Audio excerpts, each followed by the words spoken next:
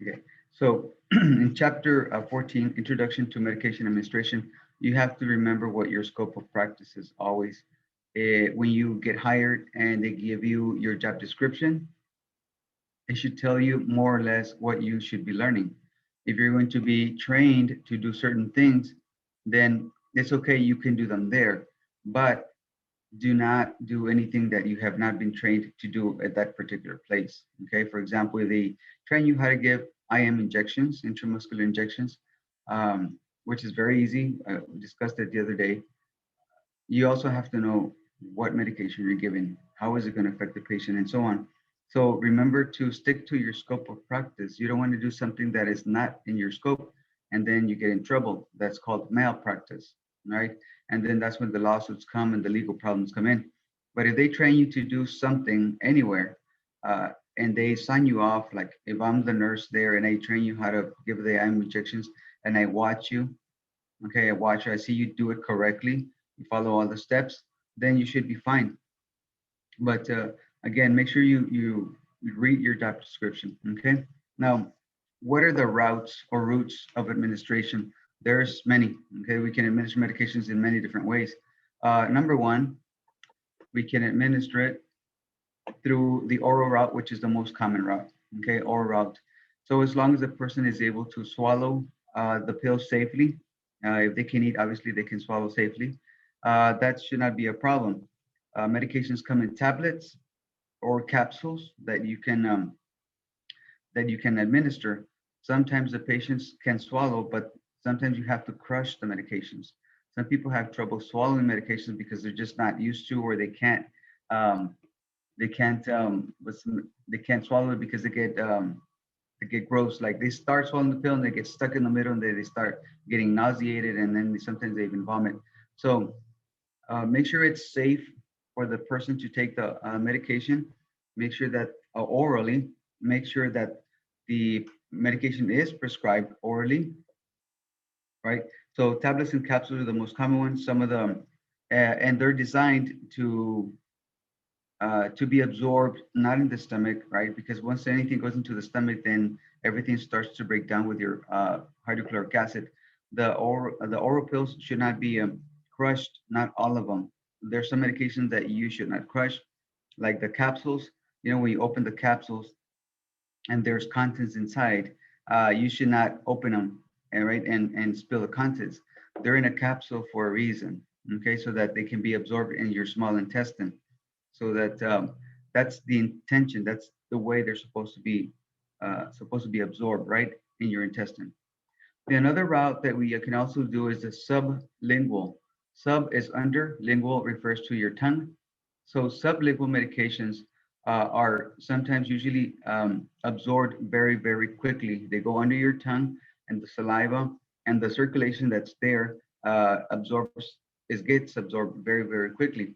One of the most common ones that we administer are medications for chest pain. When a person has a history of heart attacks or heart disease, and they take a medication called nitroglycerin. Nitroglycerin is to relieve the chest pain.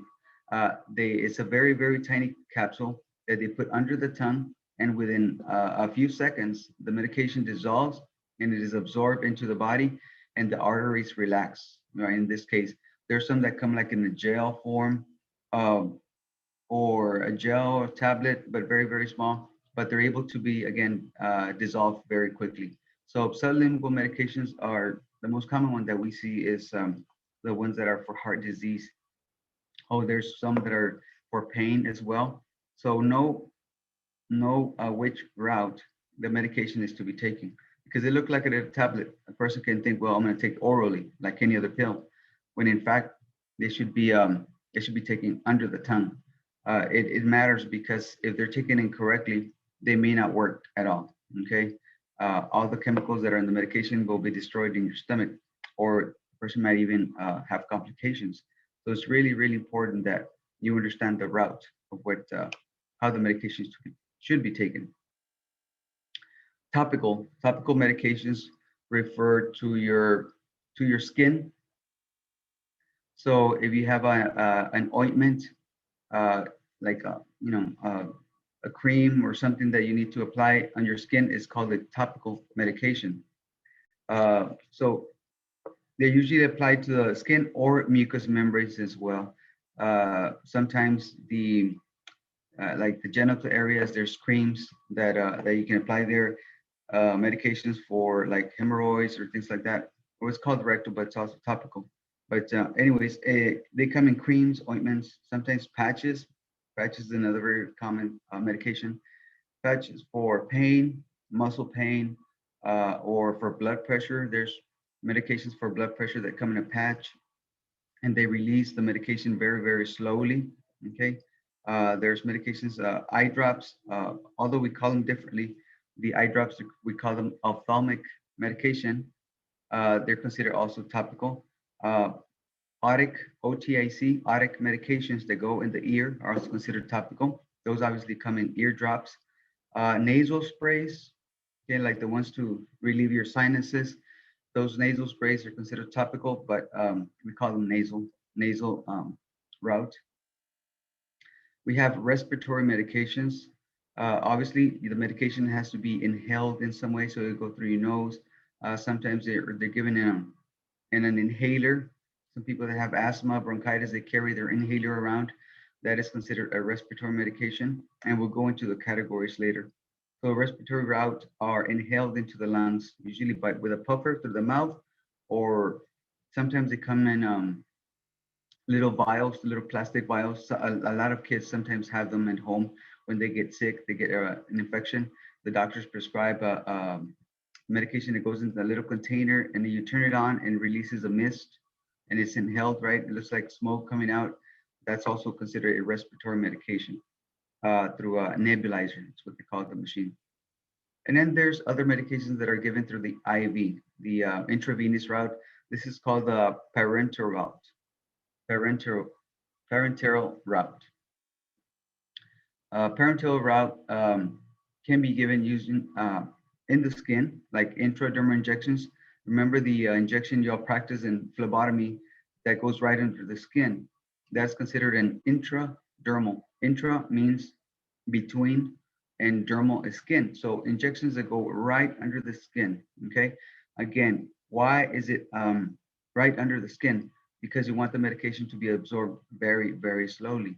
Remember that blood flow to the skin is, it's very slow. So a medication is going to be absorbed very, very slowly versus other routes. For example, subcutaneous injection. Sub means under, cutaneous again means skin. It's considered the lower layers of the skin, which is your fat or adipose tissue. Why do we inject medications in the adipose tissue, such as insulin, which is the most common one? Because we want it to be absorbed slowly, but not as slow as intradermal. Okay, so we want this medication to be absorbed slowly because the blood flow to the subcutaneous tissue is usually, I would say 15 minutes. It can get absorbed probably within 30 minutes to an hour, sometimes even longer. It depends on the medication also. Some medications are designed to get absorbed very quickly, and some are absorbed very, very slowly, even over 24-hour period, which is mostly insulins. And then we have your intramuscular injections, IM injections, we call them. Intramuscular injections go into the muscle tissue. That's when you poke the needle into the person, you're intending to deliver the medication into the muscle tissue, not the adipose tissue, not the skin, but all the way to the muscle. Why? Because we need that medication to get absorbed very, very quickly. Okay. Usually within 50 minutes, the medication is completely absorbed and starts circulating around in your body, right? As your heart's pumping the blood out, you start to absorb the medication very, very quickly. And then, of course, you have your IV medications, intravenous medications delivered through a catheter, like the one we practiced here. You saw that the catheter, the plastic part, stays inside the vein. We secure it with a transparent dressing, and then we can hook up that catheter directly to the IV medication. Remember, not all medications can be administered through the vein directly. Okay, we have to make sure that the medication says injection. Now, if it says injection, doesn't mean it's going to be like an IM injection. It means an medication for injection means it can be also administered through the vein. Like if you give an injection for an antibiotic, well, those antibiotics can also be given through the vein, except sometimes they have to be diluted, they have to be reconstituted, we call it, and it can be also administered IV. So anything IM can be given IV. It just has to be watered down more before we give it directly into the vein, because it can irritate the vein a lot and cause a problem we call phlebitis. Phlebitis means inflammation of the vein. So those are some of the most common routes, and there's other routes that we can give a medication through, such as rectal medications, which are considered topical. Um, what's another route? Some females can get medications also again through the vagina as well. They're considered topical. So there's other routes that are not discussed in this book, but those in general are the most common medications the routes that you should know about. All right. How are sublingual route medications administered?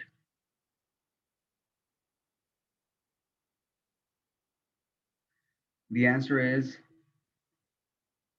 placed under the tongue. Remember, those medications that go right under the tongue are intended to be absorbed very, very quickly into the bloodstream and have its effect very, very quickly. All right.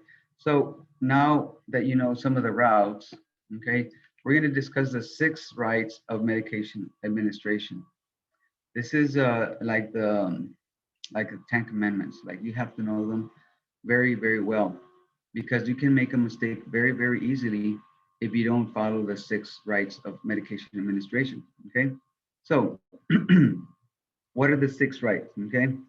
Uh, you must give the right medication to the right person. You must give them the right dose at the right time. Okay. And we'll go into it in more in depth. So the right medication, how can you make sure that you don't give someone the wrong medication?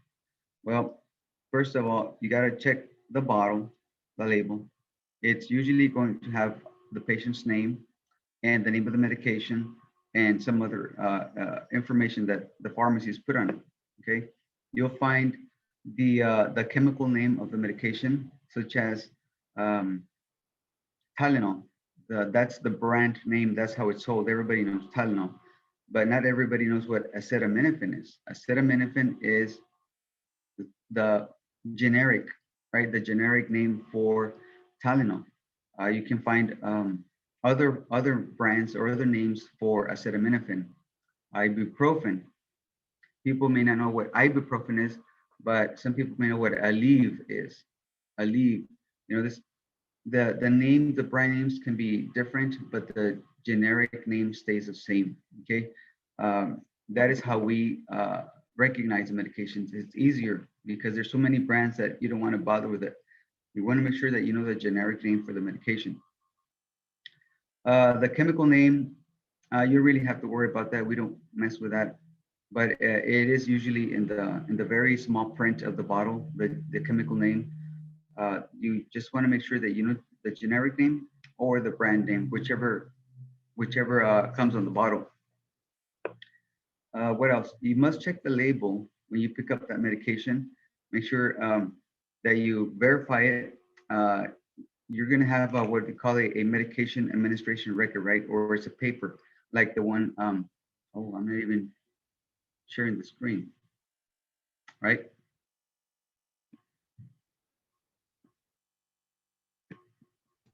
So, Sir, yo no veo nada. Ah, there. Ya salió. sorry, I completely forgot to share it. But anyhow, so the 6 rights of medication administration, you see a paper there, that something like that, right? It's called the medication administration record, or MAR. We call it a MAR. That's where we document all the medication that is given to every person that we work with, right? That we have to give them medication. You're gonna find their name, the name of the medication, and then the times that are scheduled to be given. I'm not sure this book covers it, the times. Oh, it's in the, oh, okay, it's on the next page. but you're gonna have to understand the frequency, okay? So again, you have to know and get the right medication. There's some medications that sound the same, but they're completely different. So make sure that you get the right medication. You got to get the right person, okay? Just like you identify a person during phlebotomy, you also have to make sure that you get the right person by asking them their name, all right? They tell you their name, you verify it with their ID band, okay, and then you verify it with the bottle. Okay, now at times this can be very time consuming, but it is the safest, surest way that you will not make a mistake. Okay, so when you go into your nursing class and you take we have a class just in pharmacology, right? We learn a lot about medications, medication administration, calculating dosages, safety, right? It's about safety. Is what it is. You have to practice safety with every person that you're going to be taking care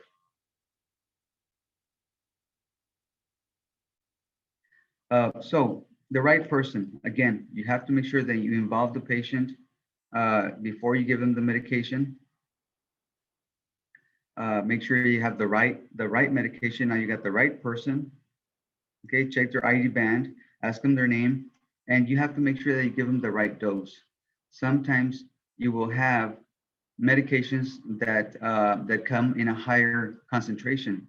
For example, if the doctor prescribed um, acetaminophen, 500 milligrams, 500 milligram tablets, uh, 3 times a day, but you have 1,000 milligram tablets. Okay, so you grab the medication, you think it's 500 milligrams, just like the paper says, but in the bottle it says 1,000 milligrams, and you give the patient that one. All right, you give them the wrong dosage. So in this case, you have to make sure that when you look in the bottle, you look at that you have the right dosage, okay, the right concentration. So in this case, if you have 1,000 milligram tablets and the dose is 500, obviously you have to cut them in half, right? Sometimes these tablets have a little line in the middle. It's called score. They're scored, meaning that you can easily cut them in half, right? Now, if they're not scored, you're gonna have a lot of trouble trying to cut those exactly in half. Now, there are some little devices called pill cutters, right? They're little squares like that, and you open it and it has a little blade, and it has a little slide like this. So you put the tablet in here, and then you close it, and it cuts it exactly in half. If they're not scored, if the tablets are scored, all you got to do is just bend them in the middle, and they will break.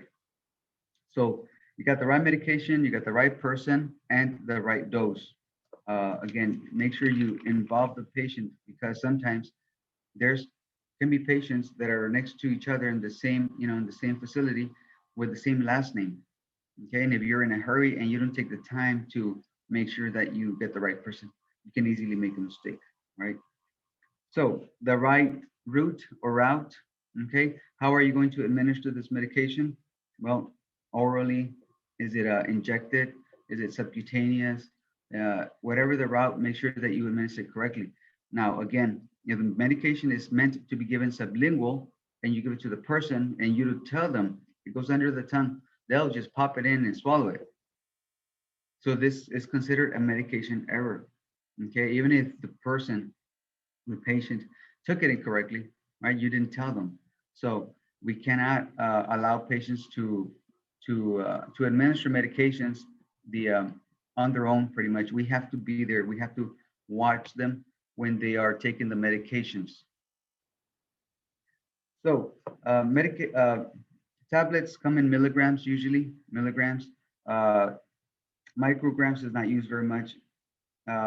Drops. If you look at the abbreviations, GTT means drop, MG means milligram, MEQ is milliequivalents. There's some medications that come in very, very small amounts. They're called milliequivalents. MLs is probably the next common one. ML stands for milliliter, which is 1,000 part of a liter. And then of course liters, like your IV bags, IV fluids come in liters. So get familiar with those abbreviations because when you see a medication, okay, next time you get a medication, maybe you have it home, look at the entire bottle, okay. if any of your kids take or your parents take medications, pay attention to the bottle. Okay, look at everything that is in there so that you can get familiarized with all the components of a medication label. So the right route has to be followed, the right time. Sometimes you can accidentally pick up the medication and, give it at the wrong time. That would be considered a medication error. Okay, so we have to look very closely at the medication administration record, the MAR paper, to make sure that we are doing it at the right time. Okay, all right, so if a medication is ordered once a day, we use the abbreviation QD, right? Q means every, D stands for day. QD is once a day. BID, B or BI is two, right? Like a bicycle has two wheels. Bi means two. BID means twice a day. Same thing for try, TI. TID is 3 times a day, right? QID, the letter Q in Greek means cuatro, which is 4 times a day, right? So QID means 4 times a day. All right, how many times should you check the medication label before you administer the medication? How many times do you check the label? Plus, every time you look at the medication, or 3 times. 3 times, right? You check the label when you pick up the medication, make sure you got the right one. As you're preparing it, it sounds like a lot of time consuming, right? You're preparing the medication, you put it in the little cup, and when you're putting it, the medication away. Okay, so pick it up, you're preparing it, and then when you put it away. That sounds very time consuming. And honestly, not many people do that anymore. But again, this is the safest way to do things. And we might do it without really knowing or realizing that we're doing it because we do it so routine. But if we don't do it often, then you will forget and you're most likely to make a mistake.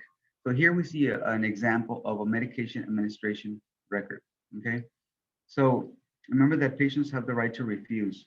If you instruct the patient that you're going to administer medication, they have to accept, okay? Make sure that they do. They have the right to refuse. Now, it's not our intention to discourage them from taking a medication. Well, sir, if you don't want it, that's fine. No, that's not how it is. We're supposed to encourage them. Again, if they ask you, why do I have to take the medication? Sir, if you have questions, I will more gladly, have you speak to the nurse or to the doctor, right? If you're working as a medication aide, a medication assistant somewhere, if they have questions that you cannot answer, okay, then you of course relay it to the primary caregiver, either be a nurse or the physician or someone that may be your supervisor. So again, make sure that that you follow the 6 routes of medication, right? Now, reporting medication errors, it's nothing fun. It's taken very seriously. Sometimes I think if a person gets the wrong medication, if you make a mistake, you should obviously report yourself. Okay, report yourself. Talk to your supervisor, and we need to do this immediately because if we accidentally give somebody the wrong medication, you don't know what reaction they're going to have. Is their blood pressure going to drop, or are they going to have an allergic reaction? So it's best to report this right away. That way it can be addressed right away. Because if you pretend like nothing is going to happen and then the patient starts getting really sick, then we got a serious problem, right? Somebody can die and now it's going to be your fault because you didn't report it. Okay, so it's really important that you report something like this. Okay, now let's say you gave Tylenol to the wrong person. If it's something that that it's not likely to happen, nothing's going to happen, of course you still report it. But everybody makes mistakes. Everybody at some point will make a mistake with medications. So it just, again, this is a learning process. When you report an error, whether it be this or it be a fall or something happens, it's not meant to be punitive. It's not so it can punish you. It's so that we can learn from the mistakes of others. So you learn from your mistakes and others learn from your mistakes. Of course, we're not going to say, well, this happened to Erica. She gave the wrong medication to the wrong person. No, it's not about that. We never mention names when somebody makes a mistake, but we do have to bring it up to everybody so that everybody's aware, like, oh yeah, it can happen. It happens all the time. Sometimes errors are underreported. Okay, not everybody reports their mistakes. And sometimes we know what, if something is going to happen, bad is going to happen, then of course we report it. But most of the time, I think medication errors are underreported. You have a legal and ethical responsibility to report all errors. Okay. Now, if you're not the one that made an error, somebody else made the error and they confide in you, they trust you. It's like, oh, you know what? I think I messed up. I think I get it wrong. You should encourage them to report it. Encourage them. Just, go ahead and tell them so that they can take care of it before something bad really happens. Okay. So instead of pretending like nothing's going to happen. Okay? So again, it's really important that you follow the steps, the 6 rights of medication administration, so that you can keep yourself from performing medication errors. There's a position, not a position, but I guess a career called medication aid. These people work in several areas. As a matter of fact, in the jail, in the county jails, they have medical assistants that all they do is pass around Tylenol. That's it. That's all they do. Uh, and they're called medication aides, okay, because they help the nurses pass around medications to all the inmates. So in your PowerPoint, you'll look at the common abbreviations used on the medication administration record when we document it. All right. Some medications are given AC, antes de comer, before meals, like usually medications for diabetes are given. Insulin is usually given before meals. Now, why do we give it before meals? Sometimes we want the medication to be absorbed completely, because if we give it with food, some medications will get mixed in with all the waste and they will not get absorbed. So a lot of it will be wasted, such as antibiotics. You need to take them without food and with a full glass of water, so they can go all the way down to your intestine and get absorbed as much as possible. PC, after meals, P's for post or after meals. We actually call it postprandial. If you remember from phlebotomy, some labs are collected postprandial, which is after the meals. This book called it PC. HS, hour of sleep at bedtime. QD, again, daily. QOD is every other day, right? Remember the letter Q stands for every. O, other, and D is for day. BID, TID, QID, 4 times a day. PR, per rectum, which is usually suppositories or creams. PO, por oso. Oso means mouth or hocico. So orally. IM is intramuscular, it means in between the muscle. And sub-Q, either with SC or SQ, subcutaneous, it's abbreviation for, in the fat, such as insulin injections go subcutaneous. So those are the abbreviations that we use when we document. So usually the medication name is already on the MAR, the time we sign it off, and then we check off, whatever route and so on. All right, so medication administration skills. Oops, this question here.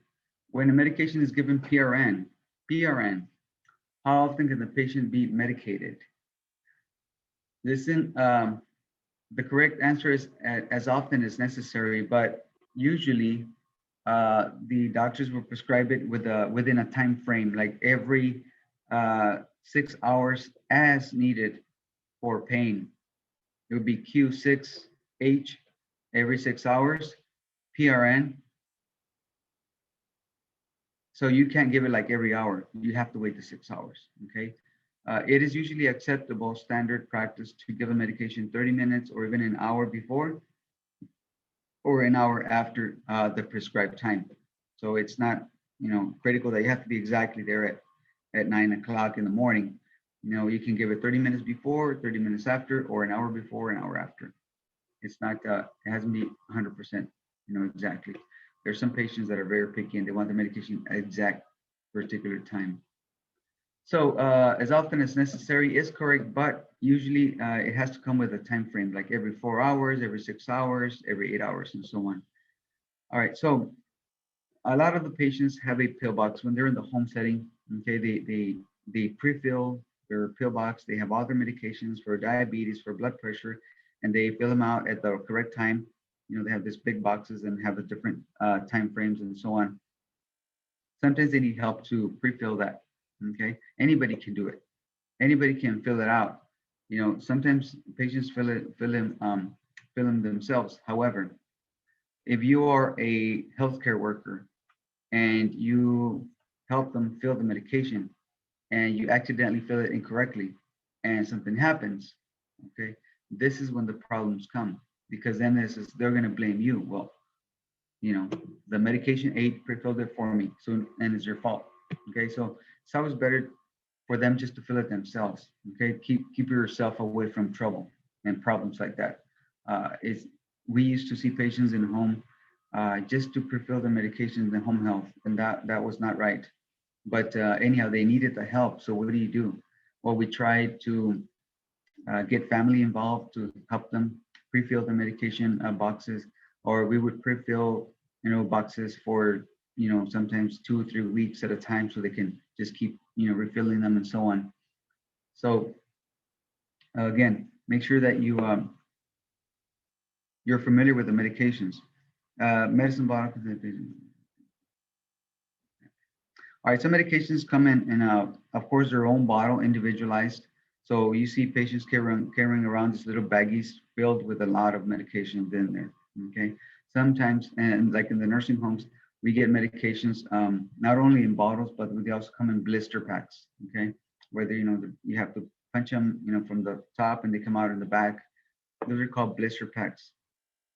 We also have controlled substances or narcotics or benzodiazepines. I think we talked a little bit about them.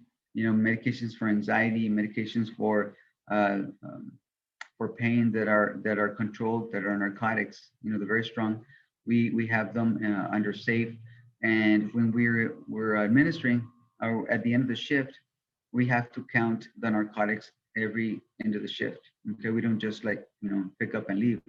We have to get another nurse, a licensed person, and go over the amount of medications, because there's been a lot of medication abuse, I guess you could call it, stealing, uh, people that are taking medications that are not prescribed to them. They take them on their own, and obviously they become used to it. They, you know, they become addicted to medications, and then they start stealing and stealing. So this is a problem that's been happening for a long time. That's why we have to make sure that we count the narcotics and the benzodiazepines or anything that is a controlled substance. And there's different categories. I don't think this book goes into it, but there's different categories of controlled substances, and we have to make sure that we are counting these so that some people don't take advantage of the system. All right, tell the nurse if the person is experiencing problems that make you question whether you should administer the medication. If a patient is not feeling well, or they report something and you're like, oh, maybe I shouldn't give the medication, please talk to the nurse so they can decide on that. The person refuses to take medication, obviously, you can't just you know, he refused, right? Yes, you can't force him to take it. So we have to document. We have to document. Sometimes these behaviors need further investigation. Why are they refusing? Are they not feeling well? Are they getting a reaction? Do they feel bad when they take the medication? So something has to be done. So if a person refuses the medication, make sure you report that to the nurse so that they can do something about it. We can't just say, well, he doesn't want it, we're not going to give it. We have to do something about it. The person experiences problems during medication administration, just such as begins choking, they can't swallow it, or they start to get an allergic reaction. Obviously, you have to report that. If they start vomiting, you know, how do you know somebody is getting a reaction to the medication? How do you know? Well, usually a mild reaction would be like we call hives or like a rash. Okay, they tell you, I'm itching, you know, I'm itching, and you see redness in their arms. That those are called hives, and it could be an allergic reaction to a medication. So you have to report that right away. something has to be done, and of course, the medication will be discontinued right away. If the person has a swelling of the mouth, of the lips, okay, that's a more serious reaction. Because if a medication causes and what we call an allergic reaction, serious enough to have swelling in the mouth, that means swelling here can also happen in the throat. And if somebody has swelling in the throat, obviously they're going to stop breathing. We call that an anaphylactic reaction. Anaphylactic reaction is a serious reaction. So we have to make sure that we report it right away.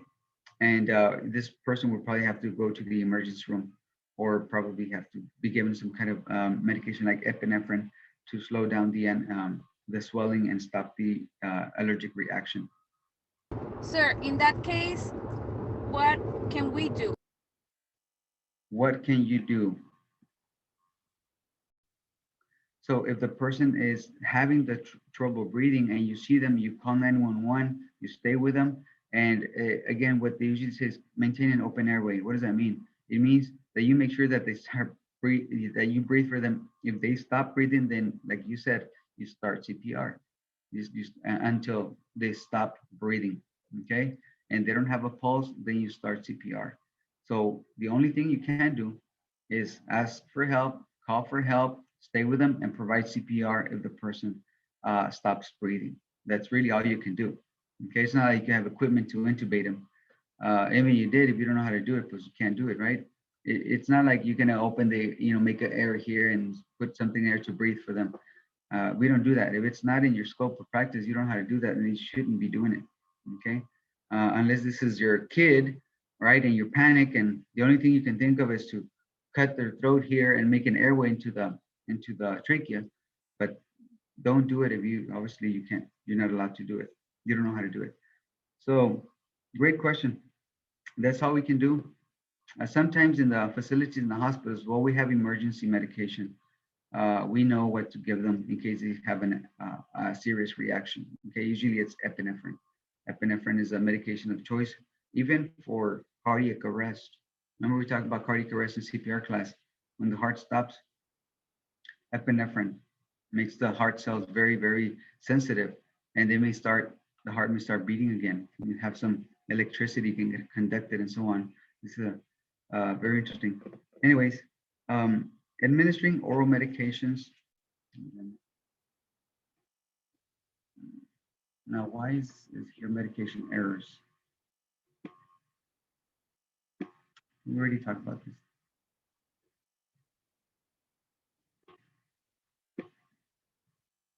Oh, I guess I forgot to.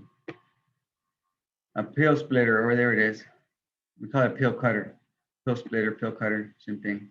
This is a crushing device for people that cannot swallow the pill whole, or they have they eat a puree diet, like everything has to be mashed. Usually we crush the pills, but remember, not every pill can be crushed. So we have to make sure that we are aware of that. We don't just crush everything like crazy. These are very good. Okay, you don't have to be banging it.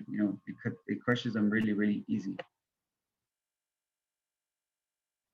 All right, so these crushing devices, they come in different manners, but they're the same thing. You're gonna need medication cups. Some of them are paper, some of them are plastic, but you have to administer the medication obviously in a cup, not in your hand. Some tablets and capsules are usually swallowed whole.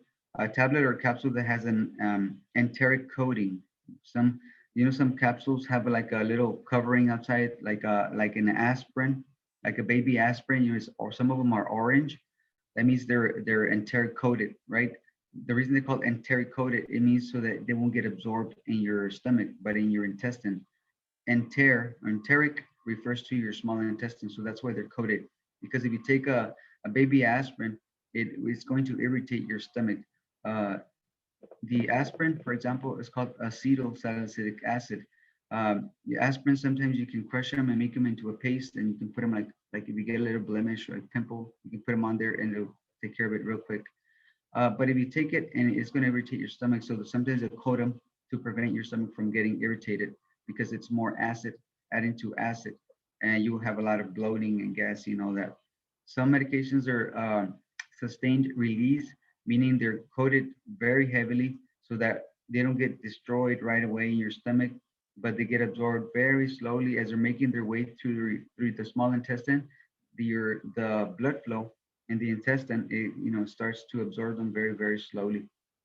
So they are designed again to be absorbed at over 12 hours, sometimes even 24 hours. Okay, it takes about 24 hours for something to that you ate right now. You're probably going to poop it out tomorrow. Okay, it doesn't get eliminated right away, and the effects of the medication will last pretty much a whole day.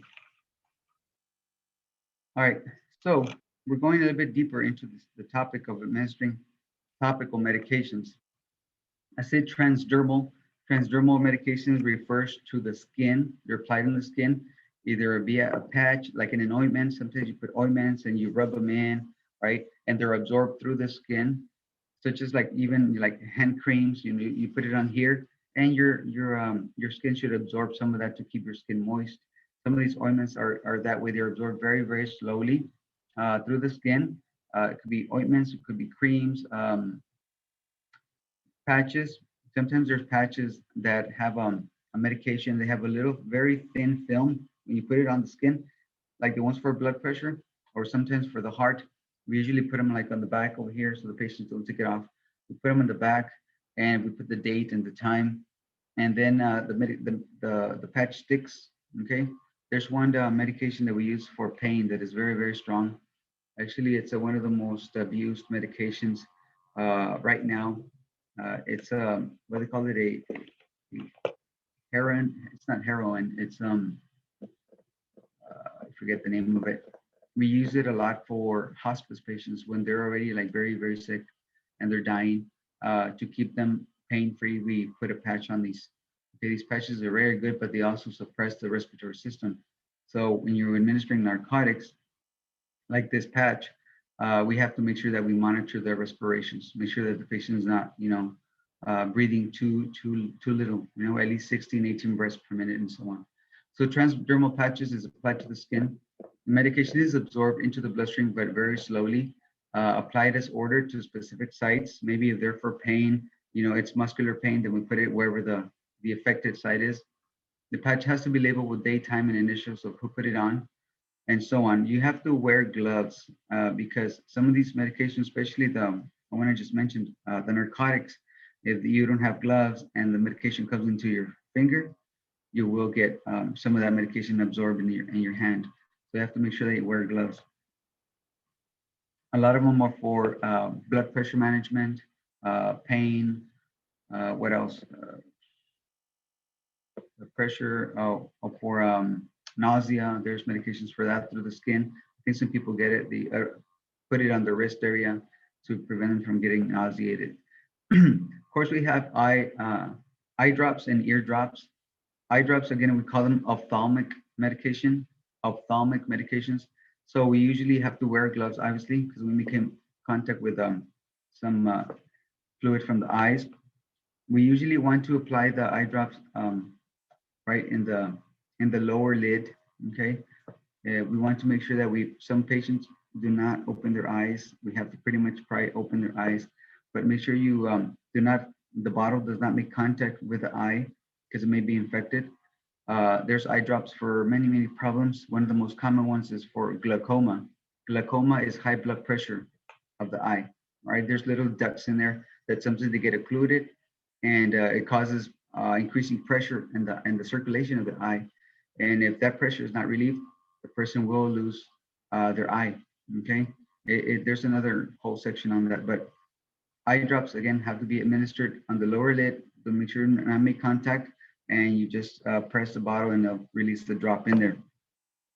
Sometimes we instruct the patients to press down here on the corner of the eye to prevent the medication from getting absorbed too quickly, okay, or going into the systemic circulation. So if you want the medication to help your eye, then they have to press right here, right in the corner, so that the medication doesn't go in here and then it goes into your systemic circulation. So we have to make sure that we know what we are giving. If it's medication just for eye dryness, well, it doesn't matter. But if again, for these medications that are for the for blood pressure, for glaucoma, we have to make sure that we make sure that the medication doesn't go into the systemic. Now, there's other medications that go in the eye. They're ointments, like for pink eye. You might heard what pink eye is. The medication is an ointment, very fine ointment, and we put a small strip of ointment in the eye. Okay, the eye is the fastest healing organ that we have. Okay, and it absorbs things very, very quickly. So if you ever get splashed with something in the eye, you know that right away it bugs you. But your eye can heal very quickly. Conjunctivitis is also known as pink eye or redness, swelling of the conjunctiva, which is the lower lid, or even if it happens on the top lid, it's called the stye. If it happens on the bottom, it's called pink eye or conjunctivitis. It's an infection of the follicles, right? The eyelashes, the follicles get infected, and or some people sometimes they touch their eyes. You know, we touch our faces 100 times a day, and we have all this infection bacteria in our hands, and that's how we get infections. So uh, that's what those medications are for. You have your eye drops, your otic medications, sometimes eye drops, usually more commonly given for infections of the ear, of the middle ear. Babies sometimes they get them too because when they lay flat on their bed and they have the bottle, they're drinking, they're eating, and the ear canal when they're babies, it's kind of upwards like that. So we have to make sure that we pull the ear down and we administer the medications with the ear being pulled down. On adults, we pull the ear up and back, just like when you're going to measure temperature. We pull it up and back, and then we administer the eye drops so they can go into the ear canal and not just stay out here. We have suppositories. Suppositories are, of course, administered through the rectum. Uh, if the patient allows it or they really need it, it's kind of like wax. They melt inside the rectal pouch because of the warm temperature. It'll melt. They're more commonly used for to relieve constipation or to relieve inflammation, such as when a person has hemorrhoids. They're also administered. So obviously you need gloves for that. The person has to be on their sideline position with one leg over the other. Lubricate the medication and the glove, and you insert it. You know, just as soon as it goes in there, it's going to stay in there because of the anus, the ring. Enemas are medications that we give to relieve usually constipation, or when a person is very constipated and you know they cannot eliminate it, they cannot push it out. We can give an enema. Now they come in several ways. Some of them come in little bottles. They sell them at your grocery store. They're called Fleet. One of the brands is a Fleet enema. Really, all it is water with salt. Okay. What salt does is salt attracts water. So when you push water with salt into the rectum, it's going to attract more moisture. It makes things loose and break down, and that way the person can eliminate it. Sometimes we administer soap, Suds medication. It's soap with a little bit of oil. We put it like in a bag and it has a hose, an extension. We hang the bag like an ivy pole, and then we insert about maybe an inch of the tube into the rectum. We open the clamp and we let all the fluid go into the rectum. Okay, we ask the patient to tighten their anal sphincter so that all the liquid can stay in there. They're supposed to hold it as long as possible, right? And they don't hold it for very long. These things are very effective. Of course, it's not the first thing we try to do when somebody's constipated. We usually do oral medications, different kinds, and maybe a suppository. If that doesn't work, then the last resort is an enema, or if not, then we have to do what we call the digital disimpaction, okay, which is something that we don't like to do, but it has to be done sometimes, okay? So we're almost done here, so we might as well just continue. So inhalation medication or inhaled medications, again, usually sometimes given for bronchitis, for asthma, they're called bronchodilators. I think tomorrow we're gonna go over the different categories so you can understand. So medications that are inhaled, especially for kids or older people that cannot follow instructions, they don't understand. We have to make sure that we use the right devices. There's some devices called spacers. It's like a little tube where you connect the inhalers, See, there's a picture of it here. No, it's the picture. Uh, so that the medication stays in the tube and the person can, take their time and breathe all the medication in. Sometimes I instruct patients, here's your medication, inhalers. Make sure you take a deep breath when you press it at the same time and hold it. A lot of times they can't do that. They forget or they just can't, their muscles are too weak and they can't hold the breath very long. And then, or they just press it and you can see the vapor go in, the medication go in, and then you can see it come out because they don't close their mouth or they don't seal their lips around the inhalers. These are usually, again, used for asthma bronchitis. They're called bronchodilators. I'm going to those tomorrow. Nebulizers, again, nebulizers, those machines. So you put the medication in, and when the air comes into with it makes contact with the medication, it creates a mist, like a little smoke, and the patients are able to breathe it in very, very slowly. I know it gets into their lungs and it opens the airways and helps them breathe a lot better. So these are given usually 2, 3, 4 times a day. Okay, bronchodilators, depending on the condition of the patient. If they're in an acute care setting, like in the hospital, 4 times a day. At home, you may have it 2, maybe 3 times a day, depending how well your condition is controlled. Administering injections. So injections, again, you want medication to be effective like right away. You give them injection, right? If you have pain, injection. If you have swelling in the joints or somewhere in your body that you need relief right away, injection. But again, we have to make sure that the medication, that the bottle is intended to be given injected, okay? Not everything can be given injected into the muscle. All right, so we talked about intradermal injections. This is the medication that is given in between the layer of the skin, like for the TB screening. Okay, again, usually less than 0.1 mLs, which is I think what we did here. We call it 10 units, or you can call it 0.1 mLs, which is 1/10 of an ml. It's absorbed into the bloodstream very slowly. Okay, we use that tuberculin syringe, the real skinny syringe. Okay, it's very skinny, used to give small amounts, and the needle is called a hypodermic needle, very, very thin needle that is able to go under the skin, and you can inject the fluid, and when you form that little bubble, the bleb, then you know that you're giving the medication correctly. Subcutaneous injections, again, we give these in the fatty areas. We have fat all over the body, right? But the most common ones are, of course, in your abdomen. We pinch an inch, a pinch a piece of fat, and we inject it there. Okay. If you don't pinch, the needle can be, maybe about 3/4 of an inch and go straight into this, in through the skin and into the muscle. And that's not going to work. Okay. That's not the way it's intended to be given. So you want medication to be absorbed very, very slowly. The amount of medication administered in sub-Q is usually less than 1 ml.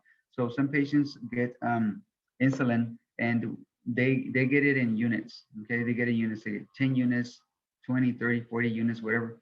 You can break down units into mLs. Okay, so 10 units is equal to 0.1 ml. 20 units is 0.2 ml, and so on. So 100 units equals 1 milliliter. Okay, and usually do not give more than 1 ml in the fat. Okay, it's not intended to work like that. Sub-Q injections are administered in the fatty areas, in your abdomen, in the back of the arms, very common right here, okay? In front of the thighs, and in your leg, you can also pinch it there, or even in the buttock, right? You can also pinch. Some people have a lot of fat there. You can give it there. And lastly, your intramuscular injections or IM injections. These are the ones that are very common. We give it in the muscle. It doesn't have to be in the buttock. It could be in the arm. Remember I said from the shoulder, put your hand here, all these 4 fingers. This is the whole area that you can inject it, okay? Remember, you're gonna use maybe about an inch needle that's about an inch long, and you can go, the whole needle or even 3/4, maybe not the whole thing. So when you inject the needle, right, make sure you aspirate, make sure you don't get any blood, all right? If you don't get any blood, then you slowly inject. We do not administer more than 5 mLs. Well, on this one, 3 mLs. Okay, 3 milliliters is the most you can inject on the deltoid, called the deltoid muscle. In the back area, I think you can give as much as, I want to say five mLs in the muscle. Okay. Remember that sometimes you're gonna use the hip, right? The hip bone as your measurement. You're gonna put the palm of your hand there, and that should be the area. If you notice, it's not on the actual buttock, right? It's not on the fat. It's gonna be a little bit higher where you can get to the muscle. Obviously, if this person has a lot of adipose tissue, they have a lot of fat there in the buttocks, you're gonna have to use that maybe a 1 inch, 1.5 inch long needle, so that you're able to get deep into the muscle. All right. So if you don't administer properly, what happens if you don't give the injection correctly? If you don't put it in the right place, well, if you put it in the buttock, you can actually hit one of the nerves, right? If you just, you don't know what you're doing, you just inject it, anywhere, you can actually hit a nerve. So that's why it's important to follow the guidelines. Infection, of course, can happen very rarely. That's why we always clean with alcohol first. Rarely do we get infections because of the actual injection. Tissue can die. If you inject the medication into the fat and not the muscle, some of that fat tissue can actually get damaged. And over a long period of time, people that get subcutaneous injections, like insulin, the fat becomes very hard. Some of that tissue becomes very hard when you get in. That does not allow the body to absorb the medication, because those fat cells become very hard and there's not a lot of blood flow and they don't absorb medication very well. So there's a word for it. I just can't remember that word.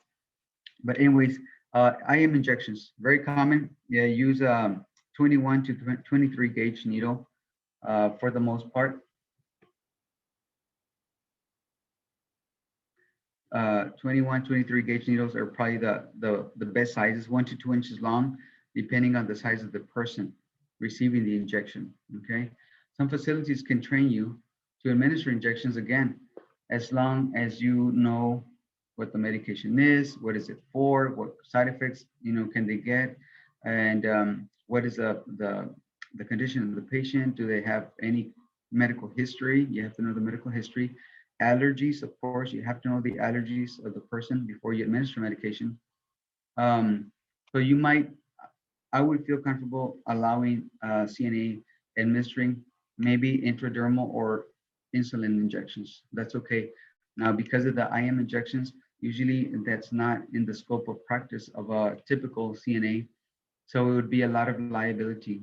I can trust someone so much, but it comes to a point where it's not about trust, it's about legal problems, right? If something happens, the one that's going to be responsible is obviously the supervising nurse or physician. So nursing assistants are usually not permitted to give IM injections unless you are supervised by someone and they've instructed you on the medication. After, again, something happens, then liability issues do come up. So it's very important that you practice within your scope of practice. Stay within your scope of practice and not go too far beyond that. Let me see, I'm going to pause the recording here, and then if you have any questions, I'm sure you have questions.